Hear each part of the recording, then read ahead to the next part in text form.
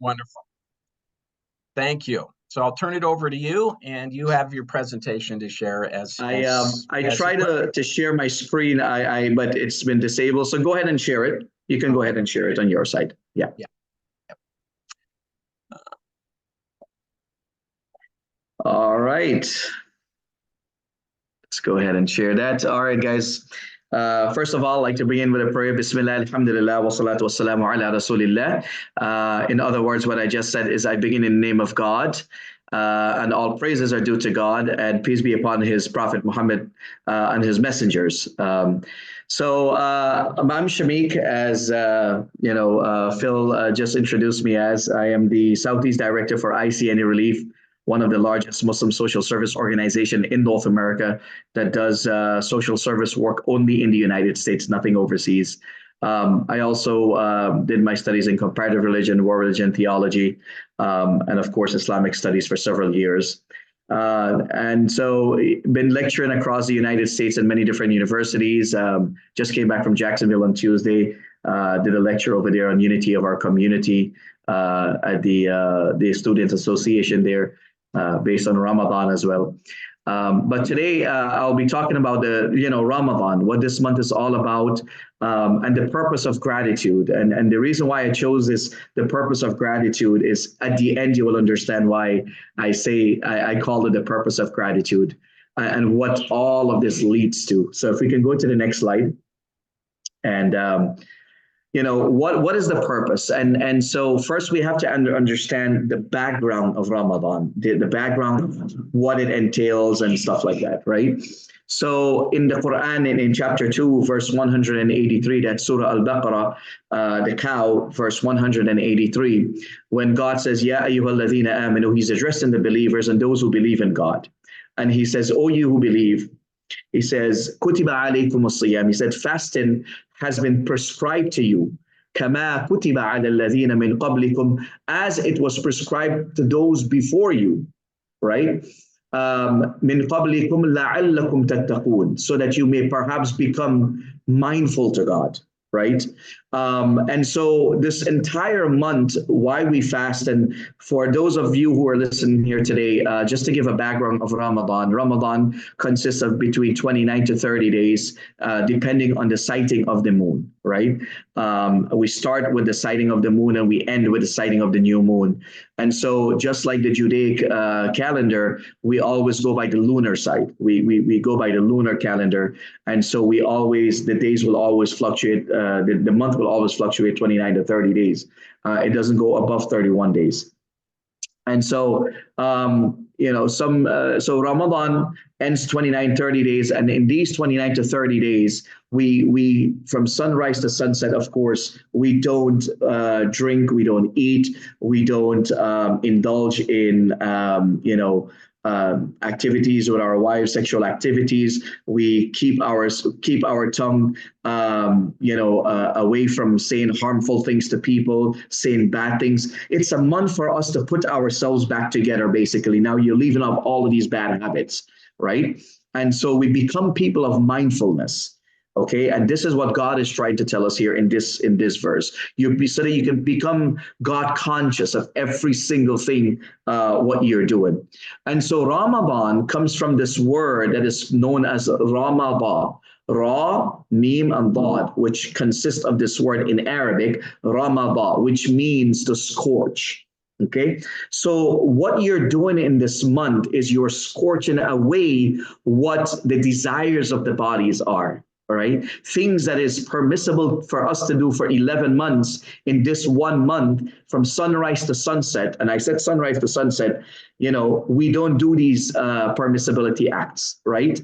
Eating, drinking. Of course, we should not be lying and we should not be doing immoral acts, even outside of it, right? But it's here to train us. It's here you're going to leave off all of these bad habits.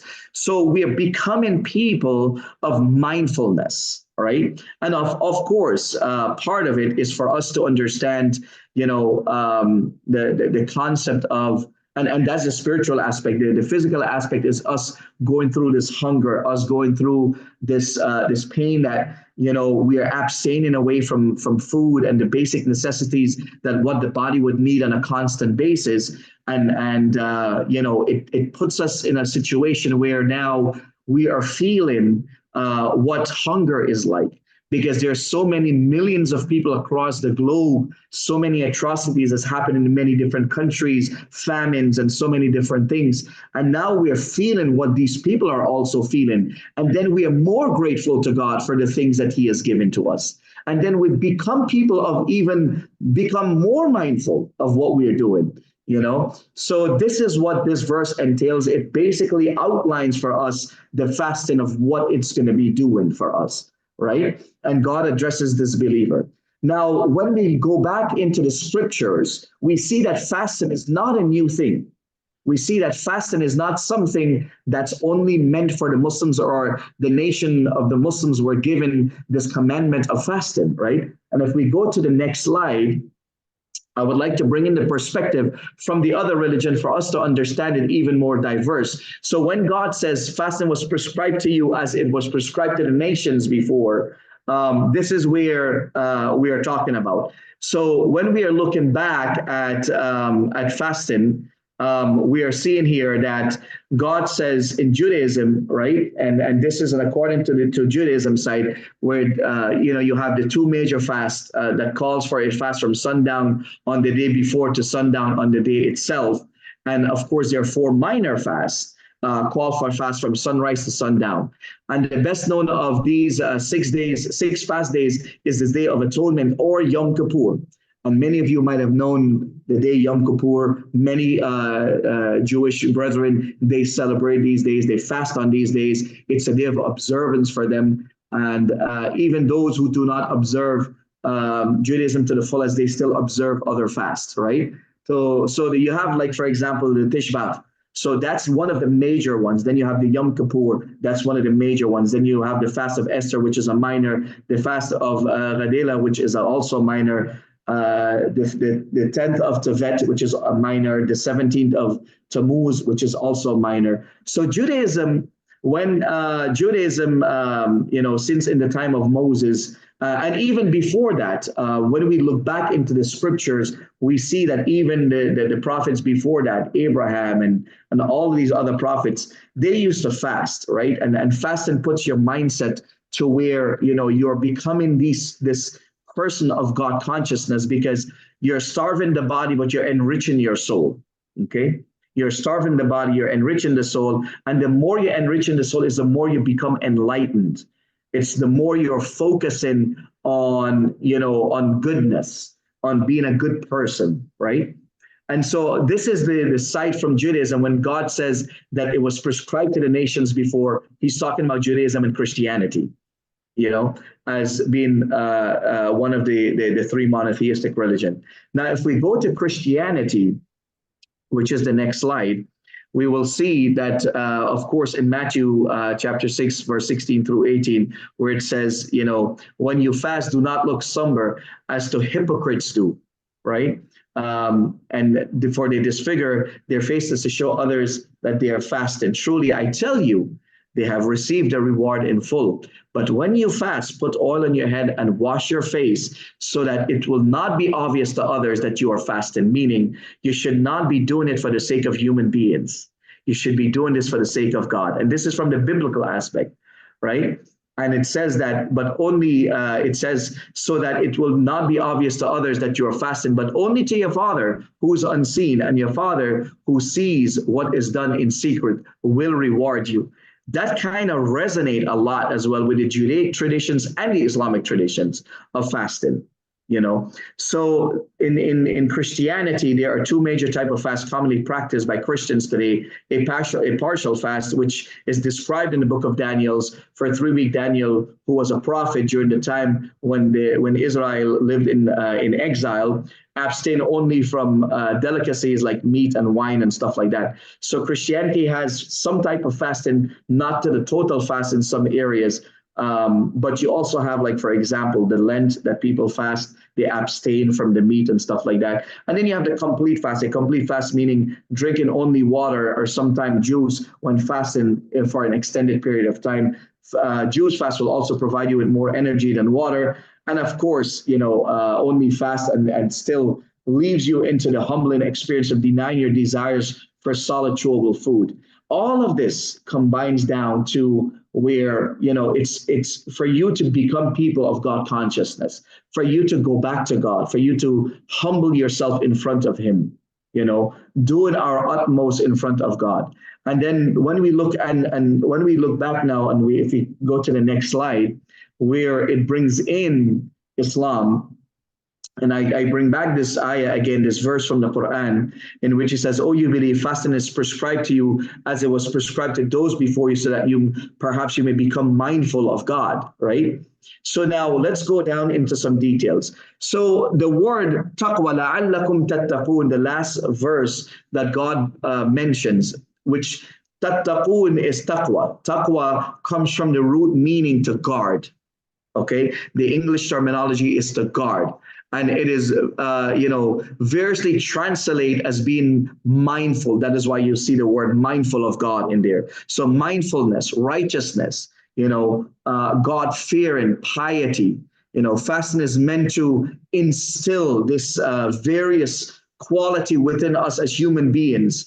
And its associated virtues of good character, generosity, patience, purity of the heart. We can go on and on and on, right? Leaving off those desirable things that the body would want to call for, and of course, when you are abstaining from the desires of what we say in Arabic, the nafs, or the soul, what this body is calling for, you're becoming more conscious. And this is why you dot your I's and cross your teeth in the month of Ramadan, so that you're not lying, you're not cheating, you're not stealing, you're not, eating, you're not drinking, but you're totally focusing on being a person of God consciousness. You're totally focusing on reshaping your character as a human being to be a good person. Leaving aside all of these bad habits, even people who would drink, even people who would smoke, right? Because the body would want all of these things. And when we look at the physical sense of the body, man is glutton, right? We are a very gluttonous being. We like to eat. We like to do many things. We like to feed this body so many things. But is it good for us at times? No. And this is why on a scientific aspect, we see that even the doctors will tell you, well, go on intermittent fasting, right? Why? Because they know for a fact that your body needs to reset itself, So you're not only resetting yourself from a spiritual level, you're resetting yourself from a physical level, from a scientific level. And so the body develop all of these toxins of what you're feeding it over the years of eating so many different things. So when you're fasting, also it cleanses the body, it purifies it. One of the good things, I know some Muslims, they gain weight during Ramadan and some of us lose weight. I'm one of those guys that loses weight in Ramadan, but majority of the people do gain weight in Ramadan. And that's because they overload on carbs in the morning, they overload on carbs in the night, and then they go to sleep. Because at that point, you have no energy to work out, right? But again, that's still not good. You have to eat in moderate, because the whole month is teaching us in this training camp for us to become this person of humbleness, for us not to be this gluttonous person, for us to be, God conscious of every single action that what we are doing. And so, in a way, the fasting acts as a shield, which protects us from sin. So it becomes, we are so conscious now. And, there's a book that was written many years ago that it takes 21 days to form a habit, right? And so we are fasting for 29 to 30 days. So by day 21, it is so ingrained in our body, this fasting and the principle of fasting and the principle of doing good is so ingrained in our body that by the 21 day onwards, you now feel more relaxed. You feel at a different level. You feel like you have been closer to God because you're abstaining from all the bad habits, And so ultimately, it helps you to protect from the punishment of God in the hereafter as well. And this is what our theological beliefs are. So it protects us from sin now. It helps us to protect us from the punishment of the hereafter, and it helps our body to, rejuvenate back again from a scientific point of view. And of course, it helps with so many things. People that have diabetes, so many toxins, so many different things that's happening with the body, helping us to rejuvenate even the cells in our body, and bring in the more healthier part of our system. So it has so many different various aspects. So this is why I brought back in this verse again, because being mindful of God is just not one part of you just starving yourself for, from sunrise to sunset, but for you to look at it from a holistic point of view. And that's what fasting is doing for us from a holistic point of view, from a spiritual sense, from a physical sense. It's bringing all back in for us so that we become people of betterment. And then not only that, but then we become people who are grateful for what we have. Because think about it. God can test us at any time where he can take away food from us. God can test us at any time where he can take away so many benefits from us as human beings. But at the same time, we are grateful because why? We have all of these things and we are able to do so many things extra as human beings. So if we go to the next slide, what is the benefit of fasting in the spiritual aspect? Number one, you gain piety. You become people of God consciousness, right? When you even look at Buddhism, when you look at Hinduism, right, they also fast. They also have a form of fasting in which they consider as enlightenment, right? And the whole purpose of fasting between all of these religions, including Islam, is this enlightenment period. So you're gaining piety, become God conscious. And fasting, of course, is a shield from the fire of hell. This is our theological beliefs, just like a shield of any person in a battle, right? So it protects a human being from the fire of hell. And indeed, another great benefit of fasting in the spiritual aspect for us as Muslims is that the gates of paradise, there's a gate that we believe that paradise has many different gates. It has many different levels, right? And so there's a gate called Ar-Rayyan. Ar-Rayyan means the gates of fasting. And it says that through which only those who fast, and I mean those who really fast, will enter this type of gate on the day of judgment, right? And no one else will enter it along with them. It's only reserved for people who fast. But what kind of fast? Not the one who fasts and just do it ritualistically, but the one who fasts, they're changing their habits, right? They're becoming spiritual. They're becoming God conscious. They're becoming closer to him, right? So it's a holistic point of view. It will be said that where are those who fasted and that they may enter. When the last of them enter, that gate will be closed and no one else will go through it.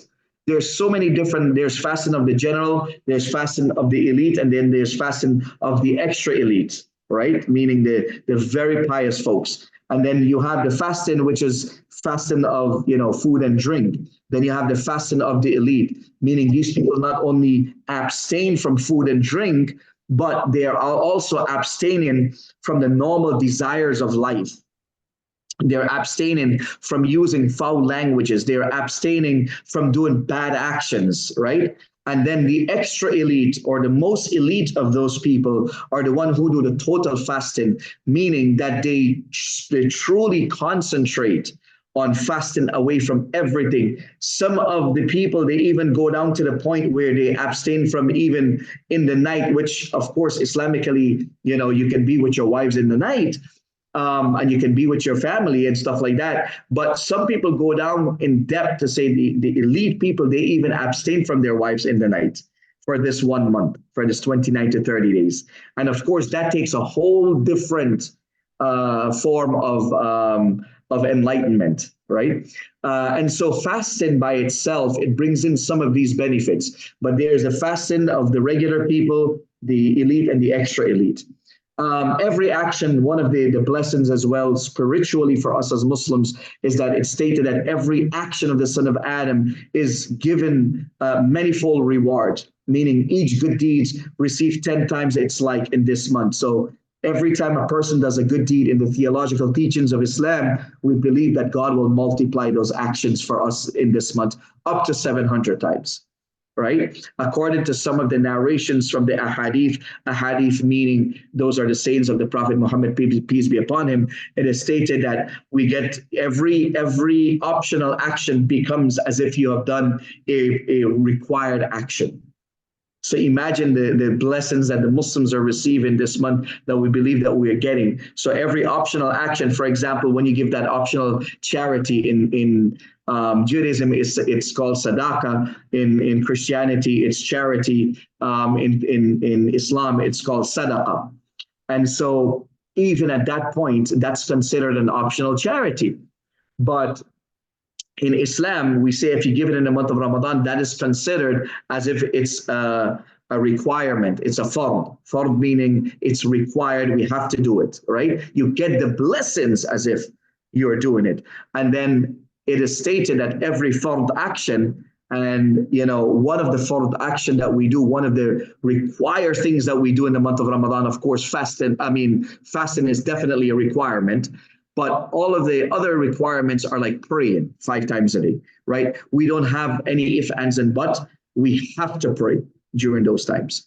For before sunrise, as soon as the sun crosses over the midday sun, the afternoon, right, when the shadow goes to length, right after sunset, and then the late night prayer. So 5 times a day we pray, and these we don't have any choice but to pray them. And this is considered fard or requirements, required prayers. You have to do them, and so.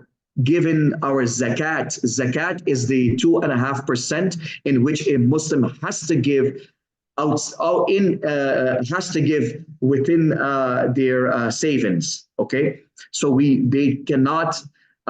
For example, most of the times the Muslims give it in Ramadan, but from one year to the next year, from the starting of the year to the ending of the year, we have to give away this charity, 2.5% in charity to purify our wealth. So these are what you call requirements. Now, this requirement is considered as if you're getting the blessing of 70 times and more.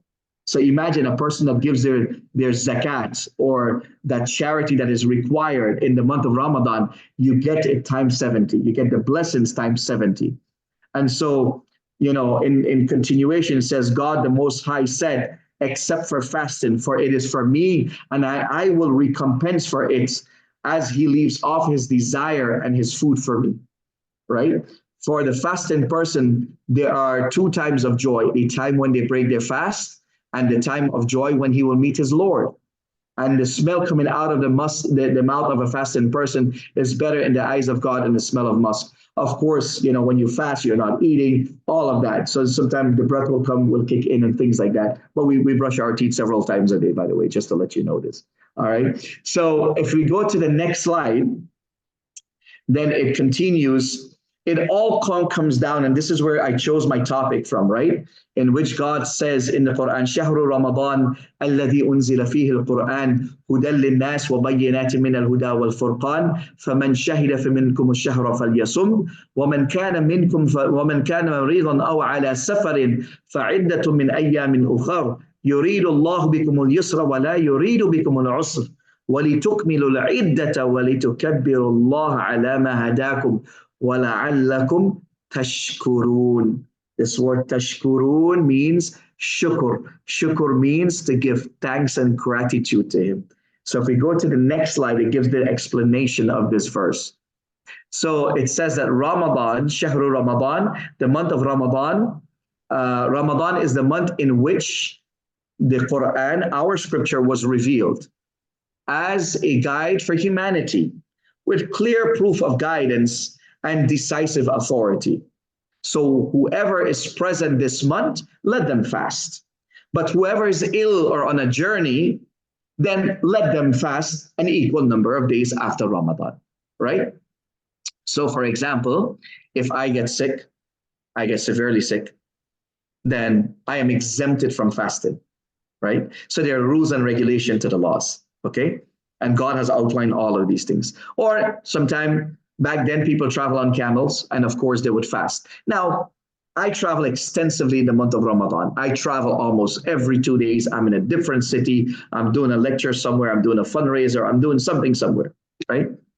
Does that mean I'm exempted from fasting? Technically, yes, I'm exempted from fasting. Does it mean I don't want to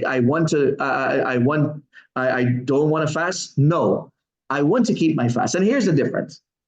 Back then, the rules are different, right? So now we are sitting inside of a plane. What does it cost me to drive to the airport, sitting in the AC, being at the airport, being inside of a plane, inside of this air conditioned area, getting into my car, crank up the AC?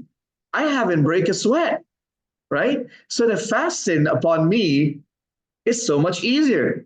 So what am I doing? I'm just sitting there in a plane. I'm either reading my scriptures, I'm answering an email, I'm answering 10,000 text message through WhatsApp based on my Wi-Fi signal, right? Or I'm contacting all my donors and tell them to donate in Ramadan, you know? So, you know, it doesn't cause me any hardship, right? So for me, I'm going to fast. I don't want to make it up after Ramadan. I want to get back into my food. I want to get back into my morning routine of having my nice cup of coffee. You know, I want to eat my breakfast in the morning. So again, you know, God He gave us these exceptions, right? And there are more exceptions to it actually, which we can get into, but that's all fit or what we call the laws when you break down the laws. But the thing is that if you're sick or if you're traveling on such a journey that you're not able to do it, then you have to make it up after Ramadan. Make sense? And then God says, God intends ease for you, not hardship. Now, one is thinking, starving myself for 12 hours a day, how is that easy on me? Right? How do we think like is this is a contradictory statement? How can this be easy and not hard? Right? So that you may complete the prescribed period and proclaim the greatness of God for guiding you. So perhaps we can become people of gratefulness. But when we look at Ramadan, right, the entire purpose, okay, you have put yourself through this hardship. But then what happens is it becomes an ease for you because why? Now you became very God conscious. Now you're becoming a person of mindfulness. Your actions, you're starting to think with clarity, right? You're not thinking about just the food and the things that you're drinking and what you have to eat, and you're just, you know, chugging down every single minute something that, you know, your body is calling for. But then it brings an ease at the end for you. It brings in the satisfaction that you have now come back closer to Him. And this is why for us that, and for anyone who fasts, whether they're from Judaism or Christianity or Muslims or Hinduism or Buddhism or any of these other religions that fasting has been done through, they become people of enlightenment. You feel different. And so did it become a hardship for you? At a point it did. Why? Because your body is not trained to do certain things. But after those 20 to 21 days, it is such an ease for you that you're feeling the benefits of it. And this is why at the end of Ramadan, when you're looking back, you're thinking to yourself, and you know, because what we believe is that our level of faith has risen. Your level of faith will never stay the same when you fast, because you have done all of these good things. You have just practiced for 29 to 30 days. You have put this body and molded it the way how you want, and you starve it from the daily things that it wanted to have, and so you broke it down to the point where it's not asking you anymore. And so now this enlightenment kicks in. So your faith is all the way up here compared to when you were down here. And so that is the ease that God has given to us. And so that we become grateful to God for guiding us. Because without this guidance, without this guidance and becoming people of God consciousness, and we don't have a system to put us back into perspective to become people of God consciousness, then how can we become a good human being?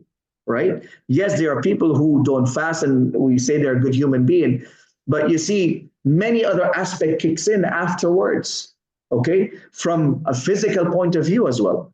Okay, so we become people of gratefulness, and we become people to thank him for giving us these 29 to 30 days so that we put ourselves back together as human beings. And we draw that line, right? And we become a good person, become good human beings. We are good to each other. We say goodness to each other. We don't shun each other. We don't talk harsh to each other. Because even in Ramadan, one of the principles in Ramadan is that if someone is fighting you and someone is arguing with you, you're not even supposed to argue back with that person, because that can break your fast. You're supposed to tell the person, one of the laws of that is you're supposed to tell the person, I am fasting 3 times. And if they don't stop, you walk the other direction, right? So that's how God conscious it teaches us to become. Now you're practicing restraint, you're practicing so much of other things. And so that's what becoming grateful, because you are getting closer to him. So this is what gratitude is for us. This is what Ramadan is for us as Muslims. There are many more aspects that we can get into, but I want to leave the floor open for some question and answer and stuff like that. But this is what Ramadan is for us as Muslims from a theological point of view. I brought in the other religious aspects so that we know that other religions were taught when God said it was prescribed to the nations before. Yes, it was given to Judaism, Christianity. Yes, it was given to Hinduism. Yes, it was given to Buddhism and all of these other religions and stuff that people practice in. So thank you so much. And now the floor is going to be open for any question that any one of you might have. I want to thank you guys for giving me this opportunity as well for doing this for the university. I really appreciate that. And I see my good friend Mohammed Al-Bawani is here too.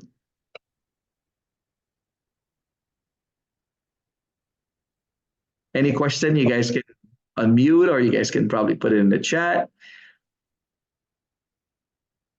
Yes, either place is good. So may I ask, it's the 28th of what, March? Yeah. Yeah. So what is it, the 28th day of Ramadan? So no, so we don't go by the Gregorian calendar. We go by the lunar calendar. So like Judaism has their calendar that starts at a certain time. Same thing, Muslim has their calendar that starts with Muharram. So we are in the month of Ramadan. And so we go with the lunar cycle. So every year Ramadan goes back at least 10 to 15 days behind, just like Judaism, right? It goes back and back and back. So right now we are starting the 19th night tonight, because for Muslims, the day don't start with sunrise. It doesn't start at 12 midnight for us. In our calendar, the day starts at sunset. The next day starts at sunset till the next day sunset. That is why we fast from sunrise to sunset. And of course, in the calendar part, so we are on the 18th day right now of Ramadan, which is the 28th of March. And how do I know that? Because of calculation, of course, and the sighting of the moon. Yes, and that is kind of a judgment call. I mean, based on imams. Don't leaders of Islam get together and make this decision almost every year when precisely this begins? Yes. Yes, and we have the mighty moon war at that point. We have the mighty moon war, and what I said is I'm not talking about what's that movie called again? Star Wars. I'm not talking about the Star Wars. I'm talking about they're going to decide whether they want to go local sightings, or they want to go with international sightings, or they want to do calculation. So here's the thing. In Islamic Sharia, Islamic law, give the consensus of all three. The majority of the people, or I should say it's split, most of the people throughout the Islamic world, or throughout the world. I shouldn't say Islamic world because Muslims are everywhere. So majority of people go with their local sightings. You have the second majority who go with international sightings. And then you have a minority that goes with calculation. However, as the year is going by, I have noticed, people are shifting towards more calculation, because then it's more decisive, right? So this year we had people who started fasting on Monday, and we had people who started fasting on Tuesday. Because when the moon was born, it was very difficult for us to have seen the moon in the Western Hemisphere. And what I mean is, no one had sighted the moon. No one sighted the moon anywhere in the United States. And so normally, most of the Muslims will go with what, even if someone sights from Georgia, from the East Coast, from the Central Time Zone, Midwest, or Western Time Zone, or even they go all the way to Hawaii. So if anyone sight the moon there, then the next day everyone begins fast, most of the time in the United States. You do have in the United States minorities now who will say, no, we'll just go with our local sighting. And they're all correct in their own ways, because there are traditions that supports each one of them, right? So yes, this is how we calculate it. This is how we do it. And I hopefully that answers it. Thank you. Is there, this is going to be, I don't mean it disrespectful, this is a joke. But during the eclipse, I love jokes. Which will be during Ramadan, right? Do you get to have a snack? Is that a timeout? You know, I have never thought about it until you said it. Okay. That's an interesting one. No, we still have to fast because it just cloaks the moon just cloaks the sun. But technically, like one guy asked one imam. He said, Imam, I was walking and all of a sudden I tripped, I fell, and an apple fell into my mouth and I chewed it by mistake. And then next thing you know, some water fell down. The apple hit the water was in my mouth. I could not help but to drink it. I mean, is my fast still valid, right? Like, how does that happen? So I know Philip is looking for that loophole. For you, Philip, I'll give you that pass. I'll give you that pass on that one. You know how I'll tell you, as kids growing up, right? I'm sure this is lingering in your mind, like, how do you train yourself to fast, right? As a child growing up, I'm originally from South America, by the way. I know I look Indian. A lot of people think I'm either Middle Eastern or I'm from the Asian subcontinent. Now, my heritage is Asian, but I was the third generation I was born in South America. So we always go with local sightings, or we go with the Caribbean sightings. So in South America, I'm from Guyana, which is directly on the equator. And so, it gets really stinking hot out there. I mean, I'm talking about degrees that's skyrocketing over the summertime at 105 degrees, 110 degrees at time. And you're talking about, the humidity is high because we're on the East Coast, and most of Guyana is developed on the East Coast where it's the ocean. So humidity is high. Amazon is on one side. You're talking about a whole heap of mess. So how we learned how to fast over there as a child growing up is we would actually keep for half a day, how my mother taught us and my father, they would let us keep for half a day. We would drink something and then we would keep the other half, right? And so over time, you become immune to that. And so as we get older, and then fasting, of course, when we become mature, fasting, you have to do it to the fullest. You cannot say, well, I don't want to do it, right? And maturity differs in the age of male and female, in the age of a person. Most boys do get maturity from like age, 11, 12, 13 onwards.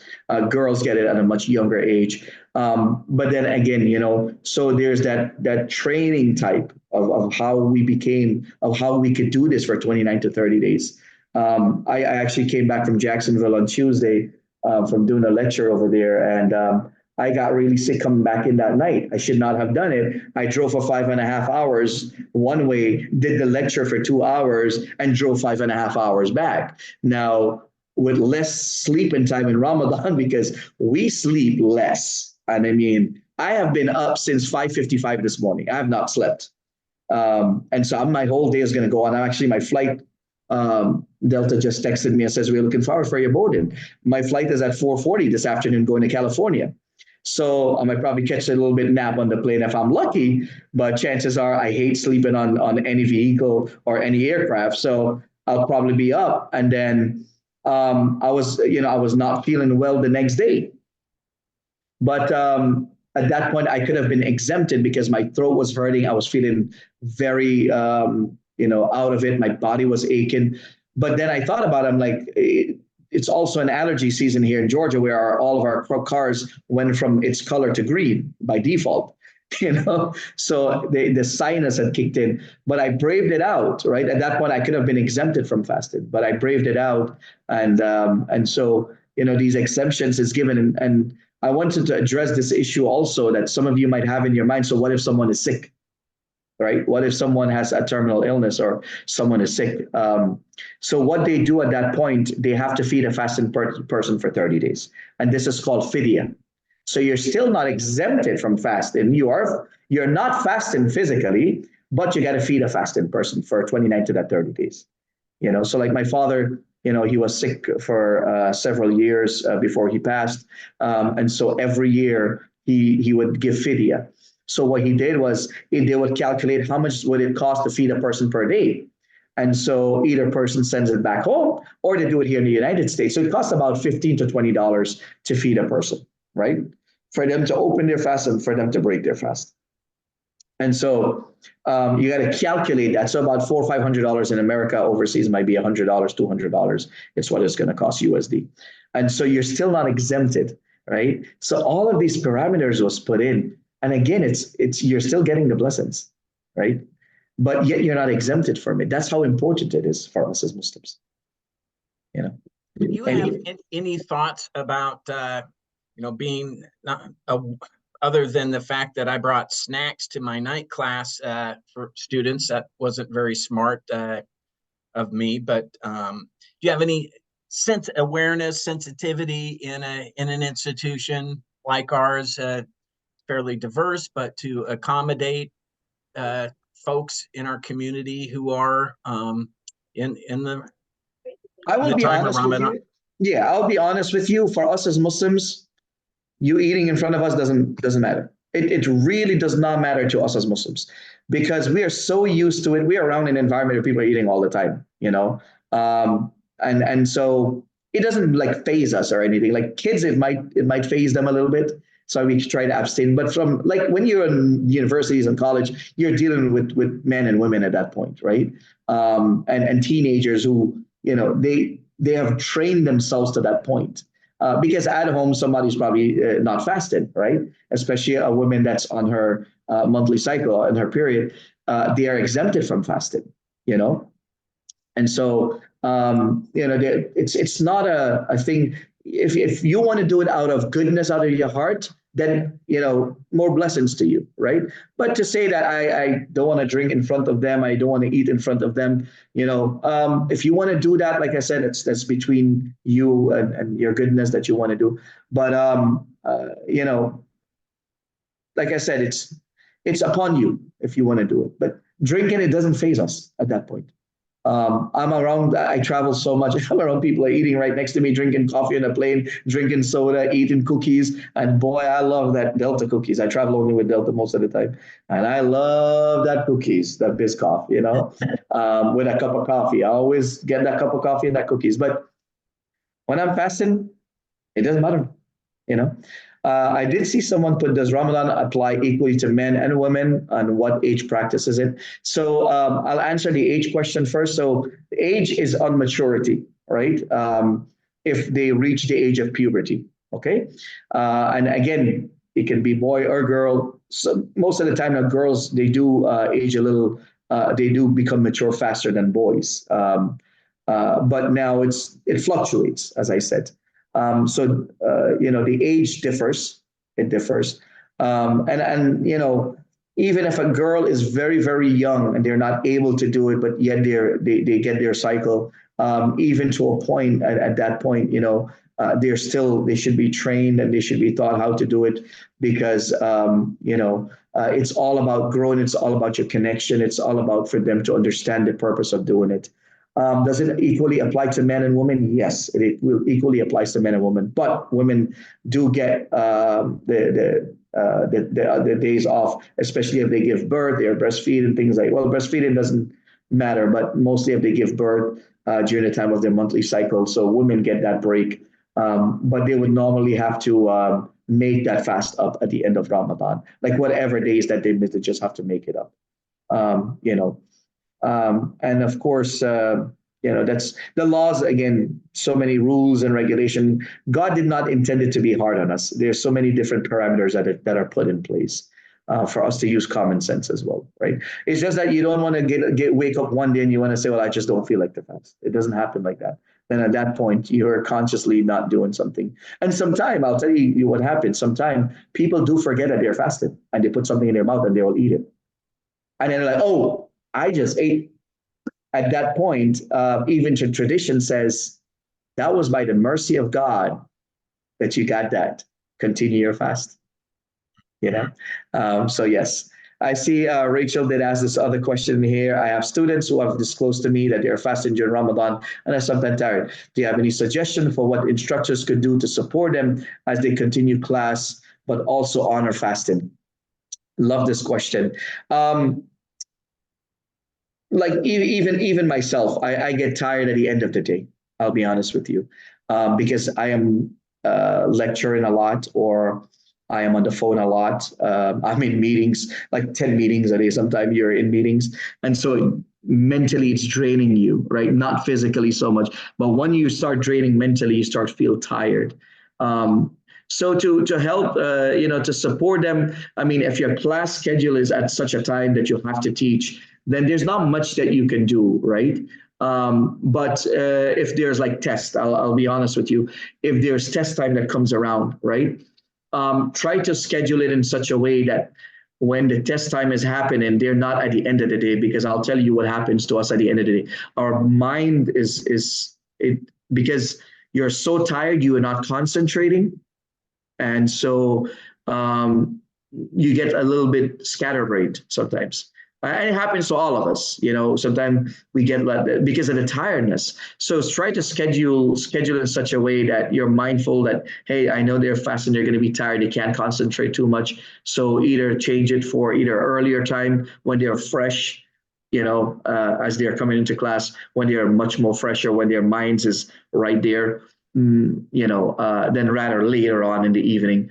And if you can, I mean, I know you can abstain from the testing time outside the month of Ramadan, but yeah, try to just understand it from that point of view. But I know you guys have the school have its own rules and regulation, has its own policies and procedures and stuff like that. And the reason why we get tired is because our nights are very long and our days are very short for us. Even though right now it seems like the days are longer and the nights are shorter, but we pray. And so our last prayer starts at 9:15, 9:30 in the night. And by the time you do the optional prayer, we don't leave the mosque till about 11 p.m., 11:30 p.m. And then we get home and you might be hungry. I'm not going to lie. So you'll be eating something. And then you're going to go to bed, and then you're not going to sleep immediately because you just ate something. And so you're going to fall asleep till about 12:31 in the morning. Then you got to get up at 5 o'clock in the morning again. And so our night has been cut short to about 4 hours of sleep, 5 hours of sleep for the max in this month. So talk about a training. Talk about us being, good human beings. At that point, you less sleep, no food, empty vessel make the most noise. We're going to get really ticked off sometimes. But that's where the training comes in. And this is what it's meant for, right? You're disciplining yourself, So hopefully that answers your question. Just take it easy at the time of tests. Schedule it in such a way that when their minds are fresh, they can concentrate more, Definitely. Most welcome. Anybody else have any question? I know this is all faculty here. Am I right? Faculty and staff. Faculty and staff. Excellent. Excellent. Yep. So all of you guys, I'm sure, have Muslim students, and you guys are watching us, our energy, how it goes dwindle down. We started excited like me, and by the time 5 o'clock hits, then I just want to be off of the phone, and I want to be off of every meeting at that point. Yes. Good stuff. So day 18, so you're just about ready to hit the easy part, right? The habit will be leveling off. Yes. It already kicked in for most of us. I'll be honest, Trude. It's like I said, I continue fasting yesterday when I wasn't like yesterday. I was really feeling sick after I came back. I was like out of it, But I had several meetings. I had to do my meetings. By the last meeting, I told my staff, I said, "That's it. Please don't call me. Don't text me. I'm gonna rest a little bit." I put my head down for about an hour or so, and then I got up at the time to break fast, and that's when I finish off my presentation. And you got it at 12 midnight, right? Yeah. Because then I started it, I prayed, I went back to do it, I prayed again, then I continued, I finished off at 12 midnight, and I sent it over to you because I knew I had to finish it off. But by then I was much better, much, much, much better. So you're looking good. We wish you safe travels today, and thank you so much. This has been wonderful. Have a very busy weekend. I'm literally traveling from East Coast, West Coast, back to East Coast, all the way down south, back home. Then to Nebraska. I'm coming actually to Nebraska next week. Next week I'll be there in Nebraska. I wish I could meet you guys in person and do this in person. Maybe another session if you guys want to do something on charity, or you guys want to pull another subject that you guys want to talk about. I'll be more than happy to. To do it for you guys, and I'll take a flight out there and come. I love spending time with schools. I love spending time educating, faculty and staff, educating students on Islam and our principles. There's so many misconceptions out there, and the way how we all work together as human beings to be good to each other is for us to understand each other. And what better way can we do it than just coming together towards understanding each other's perspective. The world has many hate in it, but we are the one who has to show that love and kindness, and it start with us. Beautiful. But so much. Thank you so much. Definitely. Of course, I'm sure Phil, you will share that PowerPoint as well, so that those who want can keep it. This is being recorded, and we have the PowerPoint to share. I know you said Kim asked that question. Is there if there are any good YouTube videos that I could share with families, that would be good. I have not, I haven't looked into YouTube to see who does really good talks on Ramadan, but there's a good few speakers. Omar Sulaiman, Dr. Omar Sulaiman, if you type his name, if you type Omar Sulaiman Ramadan on YouTube, he's going to pop up. He gives some really good explanations. Then Noman Ali Khan, I'm going to, Omar Sulaiman Ramadan. Then there is Noman Ali Khan, and he breaks down these verses in details, and he like you understand everything that he said. He breaks it down in so much level that even a child at 10 years old can understand what he's talking about. So if you type their name in on Ramadan, you'll probably get a lot of videos from these two individuals. And I would highly recommend them because they are scholars that actually, Omar Sulaiman has that series, beautiful series, actually. Every year he does a series. And of course, they give good explanation. The thing is, I look at individuals who can speak the language of today's time, right? Who understand it from a perspective of us living into the Western countries, and these guys break it down like that, and that's why I appreciate what they do for us as Muslims. And so you guys can listen to them as well. They're pretty good. All right. Anything else? I think we're off to class now. All right. Well, thank you much. I really appreciate this. I enjoyed the session with all of you guys. It was wonderful. Thank you. You're most welcome. Most welcome. And Muhammad, I'm going to see you next week Sunday, buddy. Sure. We have been best friends for several years. We have traveled all across the United States, me and Muhammad. We helped to build their mosque actually in Lincoln, Nebraska. We helped to build that. Me and him traveled across the United States to finish that project. Wow. Yeah. So he's one of the good guys you guys have in your community there, a man that works with his heart. Thank you, Muhammad. And thank you again. Have a good day. You guys have a wonderful day. Take care.